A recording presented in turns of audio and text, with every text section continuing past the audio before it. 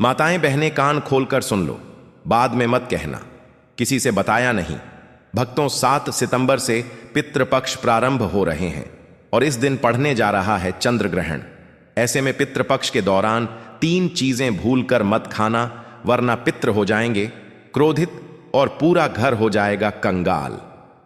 दोस्तों, अभी हाल ही में हमारे गुरुजी ने बहुत ही अच्छी जानकारी दी है चंद्र ग्रहण को लेकर।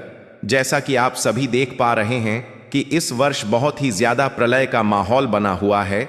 ऐसे में चंद्र ग्रहण का आना धरती पर प्रलय का कारक यानी कि यह चंद्र ग्रहण सैकड़ों वर्ष बाद आया है, जो कि पितृपक्ष के स्टार्ट होते ही लग रहा है। तो ऐसे में पितृपक्ष में कुछ ऐसी चीजें हैं जो भूल कर नहीं खानी चाहिए। साल 2025 में पितृपक्ष कब से प्रारंभ रहेंगे और कब तक रहने वाले हैं, और शायद यह नवरात्रि कब से शुरू होंगे और कब समाप्त होंगे, इस वीडियो में हम आपको बताने वाले हैं। तो यह वीडियो बहुत ही ज्यादा महत्वपूर्ण होने वाली है। साथ ही पितृपक्ष में ऐसे कौन से कार्य करने चाहिए जिनको करने से पितरों की असीम कृपा को प्राप्त कर पाएं और घर में धन वैभव का आनंद ले पाएं, और साथ ही इस भयंकर प्रलय से आपक को पूर्ण कर सकते हैं। संपूर्ण जानकारी आज आपको इस खूबसूरत वीडियो के माध्यम से प्राप्त होने वाली है। तो निवेदन है कि 5 मिनट का समय आज आप इस वीडियो को जरूर से दीजिएगा, क्योंकि यह वीडियो आप लोगों के लिए बहुत ही महत्वपूर्ण है। जो हमारे गुरुजी ने बताया वह आज इस वीडियो के माध्यम से हम आपको बताने जा रहे हैं। तो इस खूबसूरत से चैनल को सब्सक्राइब जरूर से कर दीजिएगा और कमेंट बॉक्स में अपना नाम और राशि डाल दीजिएगा, ताकि हम राशि के अनुसार आपका भाग्य देखकर आपको आपके भाग्य से जुड़ी हुई जानकारी बता सके। दोस्तों, हिंदू पंचांग के अनुसार भाद्र मास की पूर्णिमा तिथि पर पितृपक्ष प्रारंभ हो जाते हैं, जो कि अश्विनी मास की अमावस्या तक, जिसे सर पितृपक्ष प्रारंभ हो जाएगा। 22 सितंबर सोमवार से शारदीय नवरात्रि का प्रारंभ होगा। तो दोस्तों, बच्चे, बूढ़े, जवान सभी इस पितृपक्ष के दौरान कुछ ऐसी गलतियां हैं जिनको भूल कर ना करें और कुछ सावधानियों को जरूर से बरसें। दोस्तों, मान्यता है कि मृत्यु के देवता यमराज श्राद्ध पक्ष में पितरों को मुक्त कर देते हैं, ताकि वे अपने परिजनों से मिलकर के तर्पण ग्रहण कर सकें। पितृ जो होते हैं वह आपके जीवन में कल्याण करने वाले होते हैं। पितृ नाराज होने से घर में बहुत ही ज्यादा भयंकर से भयंकर परेशानियों का सामना आपको करना पड़ता है। भाद्रपद की पूर्णिमा पर पितृ धरती पर आ जाते हैं और 16 दिन तक धरती पर ही रहते हैं और श्राद्ध तर्पण पिंड दान ग्रहण करते हैं। दोस्तों, सर्वपितृ अमावस्या की रात्रि को जब पितृ चले जाते हैं तो आपको बहुत सारा आशीर्वाद देकर जाते हैं। अगर आप उनके स्वागत में कोई कमी नहीं छोड़ते, उनके आदर में कोई कमी नहीं छोड़ते, तो पूरे साल धन वैभव की कभी कोई कम, साथ ही वंश वृद्धि की आपको आशीर्वाद प्राप्त होता है। 16 दिन के इन पितृपक्ष के दौरान कुछ ऐसी गलतियां हैं जिनको भूल कर न करें, और कुछ ऐसे काम हैं जिनको जरूर से करना चाहिए। 16 दिनों में पितरों की आत्मा की शांति के लिए पिंडदान, श्राद्ध, तर्पण कर्म किए जाते हैं। तो पितरों के लिए श्राद्ध से कुछ समर्पित करना ही श्राद्ध कहलाता है। यह 16 दिन पितरों को प्रसन्न करने के साथ साथ उनकी कृपा और आशीर्वाद को लेने का सबसे खास दिन माना जाता है। दोस्तों, जैसा कि आप सभी जानते हैं, पितृपक्ष के दौरान कोई भी शुभ और मांगलिक कार्य नहीं किए जाते। शास्त्रों में पितृपक्ष के कई नियम बताए गए हैं। अगर आप उन नियमों का सही विधि और विधान से पालन करते हैं तो आपको कभी जीवन में पितृदोष नहीं लगता और ना ही कभी पितृदेव नाराज होते हैं। पितृपक्ष के दौरान शुभ मंगल कार्य करने के साथ कुछ ऐसी चीजें भी होती हैं जिनका सेवन करने से पितृपक्ष के दौरान अगर आप भूल कर भी कर लेते हैं तो आपके पितृ आपको कंगाल होने का अभिशाप दे देते हैं। दोस्तों, इसीलिए आज का वीडियो महत्वपूर्ण होने जा रहा है। इसीलिए आज 5 मिनट का समय जरूर से इस वीडियो को दीजिएगा। पितृपक्ष में ब्राह्मणों को भोजन कराया जाता है, पंचवली दी जाती है। शास्त्रों में कुछ ऐसी चीजों के बारे में बताया है जिन्हें पितृपक्ष के दौरान भूल कर भी नहीं खाना चाहिए। ऐसी चीजें खाने से न केवल पितृ नाराज होते हैं, बल्कि घर में भी कई सारी परेशानियां आ जाती हैं। इस दौरान आपको इन चीजों का सेवन नहीं करना चाहिए। ब्राह्मणों को भी इन चीजों का भोग लगाना नहीं चाहिए। दोस्तों, ऐसे में हम जानते हैं कौन सी ऐसी चीजें हैं जिनका पितृपक्ष के दौरान सेवन करना वर्जित माना गया है। जिनको पितृपक्ष के दौरान पितरों या ब्राह्मणों को भोजन में भूलकर शामिल नहीं करना चाहिए। आगे बढ़ने से पहले अगर आपने अभी तक हमारे चैनल दिव्य ज्योति को सब्सक्राइब नहीं किया तो जरूर से कर लीजिएगा। और हाँ, जितने भी भक्त इस वीडियो को देख रहे हैं इसे अपने तक सीमित न रखते हुए शेयर जरूर से कीजिए। अधिकतर आप लोगों ने सुना होगा कि पितृपक्ष के दौरान वही भोजन बनाएं जो पितृ या ब्राह्मणों को भोग लगाएं, पितरों को पसंद आता है। वही भोजन आपको उनकी आत्मा की शांति के लिए बनाना चाहिए। परंतु ऐसे में हम क्या करते हैं कि कुछ गलतियां कर देते हैं। अधिकतर घरों में लोग गलतियां कर ही देते हैं। लोगों के पूर्वजों को लहसुन प्याज पसंद होता है, तो जब वे भोजन बनाते हैं तो उसमें प्याज और लहसुन डालते हैं और पूर्वजों के पसंद के हिसाब से भोजन बनाकर ब्राह्मण को वह भोजन देते हैं जिनसे पितृ कई तरह से नॉन वेज पसंद होता है। तो नॉन वेज लेकर जरूरतमंद व्यक्ति को पितरों के नाम से दान कर सकते हैं, जिससे उन्हें पितरों का आशीर्वाद प्राप्त हो। दोस्तों, अगर आप भी ऐसा करते हैं तो ऐसी गलतियां करने से आपको बचना है। और कैसे बचना है यह वीडियो में आपको आगे प्राप्त होगा, और कौन से उपाय करके आप पितरों का आशीर्वाद प्राप्त करेंगे। शास्त्रों की माने तो पितर पक्ष के दौरान लहसुन, प्याज, मीट, अंडे का सेवन कभी नहीं करना चाहिए। पितरों के भोजन में भी इन चीजों का शामिल नहीं करना चाहिए कि शास्त्रों के अनुसार विष्णु और महालक्ष्मी जी को पितरदेव कहा गया है। पितरों का भोजन, श्राद्ध, तर्पण, पिंडदान सबसे पहले भगवान विष्णु और माता लक्ष्मी जी ही स्वीकार करते हैं। इसीलिए तो आपको इन चीजों को करने से मनाही की जाती है। इसके बाद ही यह भोजन पितरों को मिलता है। और भगवान विष्णु और महालक्ष्मी जी के पूजन में कभी भी प्याज, लहसुन और तासिक चीजों का प्रयोग नहीं करना चाहिए। दोस्तों, इतना ही नहीं, आप सभी की जानकारी के लिए बता दें कि जब हमारे पितृ धरती पे आते हैं, उनका सम्मान अगर आप अच्छे तरह से करते हैं तो वह खुशी खुशी आपको आशीर्वाद भी देकर जाते हैं। परंतु हमारे जो शास्त्र है उनमें कुछ ऐसी चीजें हैं जिनको कभी भी आपको जल्दी से पितृपक्ष के दौरान घर में प्रयोग करना तो दूर, उन्हें घर में लाना भी नहीं चाहिए। इसीलिए इस बात का ध्यान रखना है दोस्तों, श्राद्ध पक्ष के दौरान पितरों के निमित्त जो भोजन बनाएं या ब्राह्मणों को भोजन कराने के लिए जो भी भोजन बनाएं वह आपका प्याज लहसुन के बिना ही बनाना चाहिए। पितरों के नाम से ऐसा भोजन अगर आप किसी जरूरतमंद व्यक्ति को दान देते हैं, पितरों के निमित्त जो भोजन बनाया गया है अगर वह बिना प्याज लहसुन के होता है तो वह शुद्ध भोजन की श्रेणी में आता है। और ऐसा भोजन आपको आपकी मनोकामनाओं को पूर्ण करने का आशीर्वाद पितरों से दिलाता है। परंतु गलती से अगर आप इन सामग्रियों को अशुद्ध कर देते हैं तो घोर पाप लगता है। पितरदेव क्रोधित हो जाते हैं। ध्यान रखें, पितर पक्ष के दौरान आप भी प्याज, लहसुन और तामसिक चीजों का भूलकर इस्तेमाल ना करें। शराब का सेवन घर में बिल्कुल ना करें। दोस्तों, पितर पक्ष के दौरान बासी भोजन ना करें।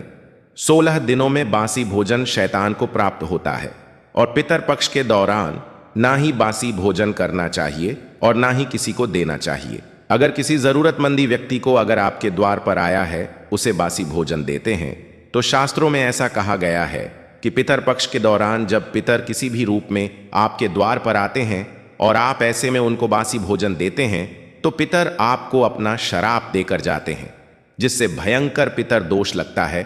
तो इस बात का विशेष ध्यान रखना है। भोजन जब भी आप करते हैं, जिस तरह से आप भोजन करते हैं ठीक वैसे ही भोजन आपको सामने वाले व्यक्ति को देना चाहिए। दोस्तों, पितर पक्ष के दौरान अपने खुद के लिए वस्त्र नहीं खरीदने चाहिए। इन 16 दिनों में वस्त्रों का दान कर सकते हैं, परंतु अपने लिए वस्त्र खरीदना भी हमारे शास्त्रों में वर्जित माना गया है। इस दिन वस्त्र खरीदना अशुभ माना जाता है और पितर पक्ष के दौरान पति पत्नी को दूर बनाकर रखना चाहिए, क्योंकि इस दौरान हमारे पितृदेव हमारे घर के अंदर ही मौजूद रहते हैं। अगर आप ऐसा करते हैं तो पितरी नाराज होकर चले जाते हैं और घर में कभी वापस नहीं आते हैं, जिससे कि आपके वंश वृद्ध में परेशानियां आ जाती हैं। इन 16 दिनों के अंदर खुशी खुशी पितरों का स्वागत करें, उनका आशीर्वाद प्राप्त करें। और दोस्तों, पितृपक्ष में पितरों का भोजन बनाते समय भोजन में चावल, दाल, रोटी बनाएं। पितरों के लिए सदैव पक्का भोजन बनाएं। पूरी, कचौरी, पराठे इत्यादि बनाएं। हलवा, पूरी बनाएं। खीर आदि बनाएं। पितरों को खीर पसंद आती है। खीर बनाकर हमें पितरों का ढेर सारा आशीर्वाद लेना चाहिए। आप ऐसे में स्वयं भी दाल, चावल, रोटी आदि खा सकते हैं, परंतु पितरों को यह चीज ना दें। लेकिन याद रहे, पितरों को जो भोजन बनाएं, ब्राह्मणों को जो भोजन कराएं, वह पक्का ही भोजन हो, जैसे कि पूरी, खीर, मूंग की दाल, कचौड़ी, जलेबी, ऐसी चीजों का भोग लगाएं। लेकिन याद रहे, पितर पक्ष के दौरान घर में मसूर की दाल नहीं खानी चाहिए, ऐसा हमारे शास्त्र कहते हैं। दोस्तों, मसूर की दाल के अलावा पितर पक्ष के दौरान काले नमक, काले जीरे का सेवन भी नहीं करना चाहिए और ना ही ब्राह्मण भोजन में इन चीजों को शामिल करना चाहिए। पितर पक्ष के दौरान मूली, लौकी, खीरा और सरसों जैसे साग को बिल्कुल भी नहीं खाना चाहिए।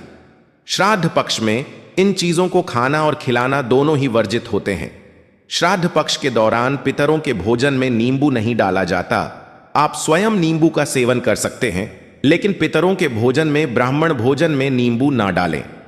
पितर पक्ष के दौरान कोई तांत्रिक क्रियाएं भी की जाती हैं, इसीलिए इस दौरान दूध, दही या सफेद खाद्य पदार्थ जैसे कि सफेद रंग की मिठाई, बर्फी इत्यादि का सेवन नहीं करना चाहिए।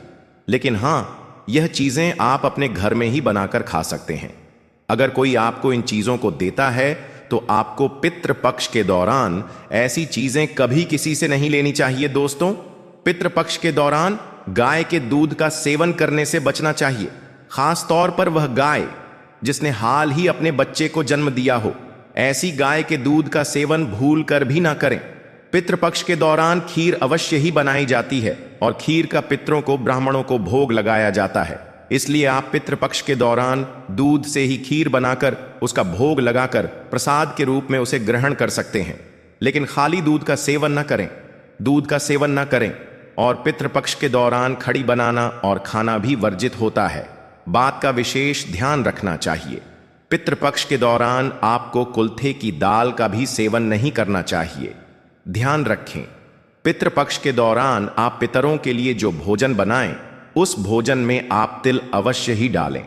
पितृपक्ष में जो पितरों का भोजन बनाएं, ब्राह्मणों को जो भोजन कराएं या पंचवली लगाएं या किसी भी जरूरतमंद व्यक्ति को पितरों के नाम से भोजन दें, उस भोजन में थोड़े से काले तिल अवश्य ही डालें। शास्त्रों के अनुसार जिस भोजन में काले तिल होते हैं वह भोजन पितृ ग्रहण करते हैं, लेकिन जिस भोजन में काले तिल नहीं होते उसे भूत पिशाच ग्रहण करते हैं। इसीलिए इस बात का विशेष ध्यान रखें। दोस्तों, पितरों के भोजन में काले तिल डालकर ही आप पितरों को भोग लगाएं।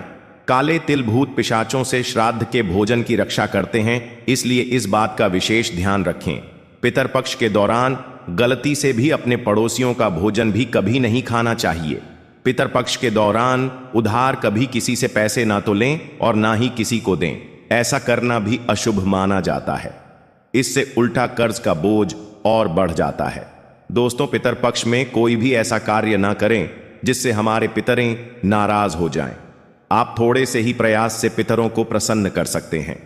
दोस्तों, गरुड़ पुराण के अनुसार ऐसे कौन से व्यंजन हैं जो आपको पितरों के लिए बनाने चाहिए?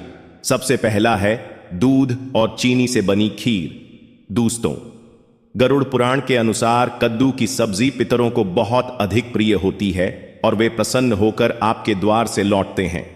कद्दू एक सात्विक व्यंजन है जो श्राद्ध प्रसाद में अक्सर परोसा जाता है। अगर आप भी श्राद्ध का भोजन बना रहे हैं तो कद्दू की सब्जी अवश्य बनाएं और पितरों का आहन करते हुए उन्हें अर्पण करें। तीसरा है शुद्ध घी की रोटी। जी हां, शुद्ध घी से बनी रोटी अवश्य बनाएं और अपने पितरों को याद करते हुए एक रोटी कौए को और 2 छोटी छोटी रोटियां बनाकर गाय और कुत्ते को खिलाएं। इनसे पितर जिस भी रूप में धरती पर उपस्थित होंगे वे तृप्त होंगे, आपको अवश्य आशीर्वाद प्रदान करेंगे। चौथा बात करें तो पीली मूंग दाल और सफेद उड़द की दाल, इन दोनों दालों के विषय में हमारे गरुड़ पुराण में बताया गया है, जिसमें 2 दालों से बने वाले व्यंजन चाहे वह मीठे हों या नमकीन पितरों के लिए बनाने चाहिए। अगर आप उनकी श्राद्ध तिथि पर यह दालें बनाते हैं तो उनको बहुत ही ज्यादा खुशी होती है और आपको उससे लाभ प्राप्त होता है। इसके अलावा आलू, गेहूं से बनी पूरी मीठी गुड़ की रोटी, केसर वाले चावल, काले चने, बेसन से बनी चीजें पितरों के लिए बनाई जाए तो पितर प्रसन्न होकर उन्हें ग्रहण करते हैं। दोस्तों, इस दिन कैसा भोजन बनाना सर्वश्रेष्ठ माना जाता है, जिसे हम ईश्वर का भोग लगाते हैं, उसे हम छोंकते या उसे झूठा नहीं करते हैं। भोजन बनाने से पहले रसोई घर को गंगा जल से, और यदि गंगा जल ना हो तो साधारण जल छिड़क कर पहले स्वच्छ कर लेना चाहिए, और उसके बाद भोजन बनाने से पहले ओम पितर देवाय नमः या ओम वासुदेवाय नमः इन मंत्रों का उच्चारण करके ही भोजन बनाना आरंभ करना चाहिए। अब देखिए कैसा भोजन पितृपक्ष के दौरान बनाना चाहिए और कैसा भोजन पितृपक्ष के दौरान नहीं बनाना चाहिए। चलिए हम आप लोगों को बता देते हैं। देखिए, श्राद्ध पक्ष पर अपने घर में मांसाहारी भोजन ना पकाएं, क्योंकि पैतृक में परेश के पश्चात पितरों का भोजन सात्विक ही माना जाता है। इसलिए श्राद्ध या भोजन में तामसिक व्यंजन का प्रयोग कड़ापी नहीं करना चाहिए। केवल सात्विक व्यंजन ही उनके लिए भोजन में बनाने और खिलाने चाहिए। तामसिक व्यंजन के साथ प्याज, अदरक, लहसुन का प्रयोग नहीं करना चाहिए। इन पदार्थों का प्रयोग भोजन में करने से पितृ भोजन ग्रहण नहीं कर पाते और वे भूखे रहते हैं, जिसकी वजह से वे आपको अभिशाप देते हैं। पितृ भोजन में ज्यादा तेज मसाले का प्रयोग नहीं करना चाहिए। जितना हो सके भोजन को मीठा और सात्विक बनाना चाहिए, जिससे पितर उन्हें आसानी से ग्रहण कर पाएं। यह एक सबसे महत्वपूर्ण बात हम आपको बताना चाहेंगे कि हम भोजन तो परोस देते हैं या उनका भोग पितरों की तस्वीर पर लगा देते हैं या कोई गाय कुत्ते को भी खिला देते हैं, किंतु हम भोजन के साथ जल अर्पण करना भूल जाते हैं। तो सबसे जरूरी है जल अर्पण करना। पितरों को आप भोजन न भी अर्पण करें, किंतु जल का अर्पण पितृपक्ष के पूरे महीने में यानी कि 16 दिन तक जरूर करें, जिससे कि पितरी प्यासे ना रहें और पैतृक में जो पितरी जाते हैं तो वह प्यासे ना जाएं और प्रसन्न होकर जाएं। अपने पितृ को भोजन खिलाकर संतुष्ट जरूर करना चाहिए। देखिए, 16 दिनों में पितृपक्ष के दौरान कितना भी जरूरी क्यों ना हो, कोई आपसे इन चीजों को अगर उधार मांगता है तो भूल कर ना दें। ये 4 चीजें ऐसी हैं जिनको देने से घर परिवार को कंगाली का सामना करना पड़ता है। अगर आपके घर पितरी आपके घर का त्याग कर देते हैं तो वह रुष्ट हो जाएंगे, तो आपको पितृदोष लगेगा, जिसकी वजह से घर में कंगाली आती है। भगवान शिव से प्यार करते हैं तो कमेंट बॉक्स में ओम नमः शिवाय जरूर लिख दीजिए। दोस्तों, पितृपक्ष के समय में उधार देना या लेना हर व्यक्ति के जीवन में जरूरी सा हो जाता है। कोई किसी को उधार देता है तो कोई किसी से उधार लेता है। इस बात के लिए उन्हें उनके जीवन में अच्छी चीजें वापस प्राप्त हो सके, तो इसकी वजह से उधार देते हैं। तो कुछ व्यक्ति सामाजिक सरोकार निभाने के लिए उधार देते हैं। लेकिन दोस्तों, क्या आप जानते हैं, खास तौर पर पितृपक्ष के दौरान अगर आप ऐसा करते हैं तो आपके जीवन में कंगाली विद्यमान हो जाती है। इसलिए कम से कम पितृपक्ष के दिनों में तो ऐसा ना करें। अब बात करें सबसे पहली चीज पितृपक्ष पर। सबसे पहली चीज तो यह है कि अपने पूर्वजों से जुड़ा धन या किसी भी प्रकार की कोई चीज आप किसी भी व्यक्ति को ना दें। जैसे कि हमारे बुजुर्गों द्वारा दिया गया कोई चांदी का सिक्का या रुपया, पैसा, या फिर आशीर्वाद के तौर पर दी गई कोई कीमती चीज या कोई धार्मिक वस्तु या किसी भी प्रकार की कोई निशानी और भगवान से जुड़ी पूजा की सामग्री आप भूल कर भी किसी को उधार ना दें, दान के तौर पर कभी ना दें, क्योंकि माना जाता है कि अगर आप इस प्रकार की सामग्री दूसरे व्यक्ति को दे देते हैं तो आपके पूर्वज नाराज हो जाते हैं और बुजुर्ग द्वारा मिला आशीर्वाद इससे पितृ दोष लगता है और आपको वह नहीं प्राप्त हो पाता जो आपके पूर्वज यानी आपके पितृ जो आपके लिए करने वाले थे। तो सबसे पहले आपको इस बात का जरूर से ख्याल रखना चाहिए कि बुजुर्गों द्वारा कोई सम्मान में मिली चीज कभी किसी को ऐसे ही नहीं देनी चाहिए। इसे हमेशा अपने पास रखें। बुजुर्गों द्वारा सम्मान में मिली चीज सोना हो, चाहे हीरा हो, मोती हो, चांदी हो, कुछ भी हो, उसे बर्बाद ना करें। दोस्तों, इसी तरफ पितृपक्ष को धन से भी जोड़ा जाता है। पितृपक्ष के दौरान हमारे पूर्वज साक्षात धरती पर आते हैं और उनका आगमन हमारे घर में होता है। उनका आशीर्वाद सुख समृद्ध में बदल जाता है, धन वैभव की प्राप्ति होती है। तो इस बात का ध्यान आपको जरूर रखना चाहिए कि पितृपक्ष के दौरान भूल कर भी कोई व्यक्ति आपसे धन उधार मांगने के लिए आता है तो आपको उसे उधार पैसा नहीं देना चाहिए। और ऐसे में आपको किसी अन्य व्यक्ति से उधार भी नहीं लेना चाहिए। ऐसी मान्यता है कि पितृपक्ष के दौरान आप जो पैसा उधार देते हैं या लेते हैं तो वह धन कभी लौट कर नहीं आता, बल्कि इस समय धन देने वाला और लेने वाला दोनों कर्ज में डूब जाते हैं। इससे पितरों का श्राप लगता है। दोस्तों, वही श्राद्ध पक्ष के दौरान हम अपने पूर्वजों का दान तर्पण करते हैं, पिंड दान करते हैं। तो ऐसे में जब हम नदी स्नान करने जाते हैं यानी गंगा स्नान करने जाते हैं तो पितर पक्ष के दौरान खास तौर पर सफेद चीजें चढ़ाई जाती हैं। इस बात का ध्यान रखें कि पितर पक्ष के दिन हमारे पूर्वजों को चढ़ाने के अलावा कोई व्यक्ति एकदम सुबह सुबह के समय आपसे दूध, दही, छाछ या फिर संध्या काल के समय में उधार मांगने के लिए या फिर ऐसे ही मांगने के लिए आ जाते हैं तो आपको भूल कर भी किसी अन्य व्यक्ति को नहीं देना चाहिए। अगर आप अपने पूर्वजों को चढ़ाने के अलावा कोई ऐसा काम करते हैं तो आप अपने पूर्वजों को नाराज कर लेते हैं और साक्षात आपको अपने पितरों के क्रोध का सामना करना पड़ता है। इसलिए पितृपक्ष के दौरान लेन देन ना करें। चावल के साथ काले तिल मिलाकर दान करें और एक रोटी गाय को जरूर गुड़ रखकर खिलाएं। थोड़े से काले तिल रखकर खिलाने से पितृदोष दूर हो जाता है। तांबे के लोटे में जल में थोड़ा सा गंगा जल मिलाकर थोड़े से तिल मिलाकर पीपल की जड़ में चढ़ाने से पितृदोष समाप्त होता है, कभी जीवन में नहीं लगता है। दोस्तों, अगर आप किसी व्यक्ति को गिफ्ट देना चाहते हैं, गिफ्ट के तौर पर कोई चीज देना चाहते हैं तो पितृपक्ष के दौरान भूल कर भी ऐसी गलती ना करें। घड़ी या फिर आपको बाजार में कोई गणेश जी की मूर्ति लेकर नहीं देनी चाहिए। हर व्यक्ति के साथ समय अच्छा या बुरा चलता है तो आपको घड़ी तो कभी किसी से ना लेनी चाहिए, ना किसी को देनी चाहिए। अगर व्यक्ति का समय अच्छा है या आपका भी समय अच्छा चल रहा है, अगर आप किसी अन्य व्यक्ति को अपना समय दे देते हैं, घड़ी देने से तो आने वाले समय के अंदर आपको अच्छे परिणाम देखने को नहीं मिलते हैं। इस बात का ध्यान रखें। तो जब सूर्य उदय होता है सुबह सुबह या फिर सूर्यास्त हो जाता है, तब ऐसे में इन दोनों समय में आपको घर की समृद्धि ही दूसरों को भूल कर भी कभी नहीं देनी चाहिए। इससे हमारे पूर्वज नाराज हो जाते हैं और हमें पितृदोष लग जाता है।